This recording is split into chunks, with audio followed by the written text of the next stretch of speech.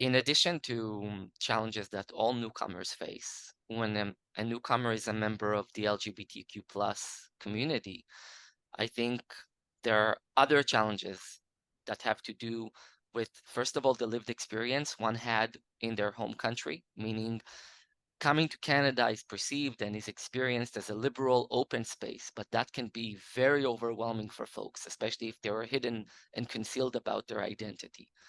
It can cause other frustrations. I can speak of a personal one. While Israel has made significant strides to making LGBTQ plus rights and opportunities more available, some basic fundamental rights, like the right to marry, is not something that one can achieve in Israel. Personally, my husband and I had to travel to the United States, to New York City, to get married. Again, I was born in a suburb of Tel Aviv, a pretty liberal and open-minded space, so I cannot speak of specific challenges that had to do with my immediate environment, but Israel is a quite conservative place. And if had I been born 40, 50 minutes away in a different school, different neighborhood, I could have been speaking about a very different experience of social acceptance.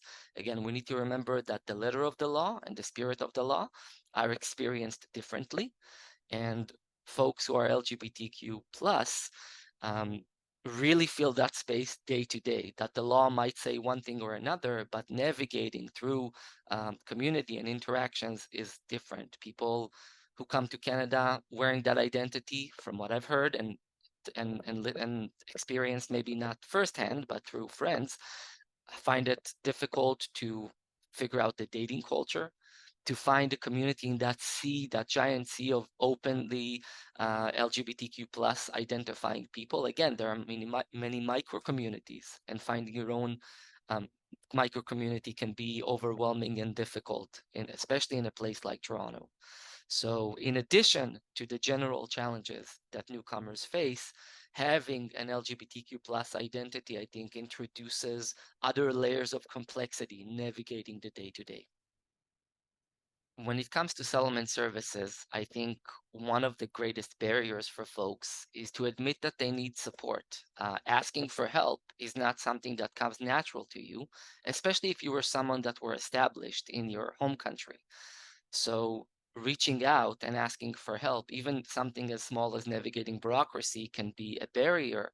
But my advice to anyone who's new to Canada is to use the support that settlement services give. It's a life changer. It can save a lot of headache and frustration. If you are a member of the LGBTQ community, reaching out to a settlement agency, JIAS, or other agencies can really help you get connected with communities that would welcome you or would be of interest to you. And that is a really, really significant step in establishing yourself in a new place.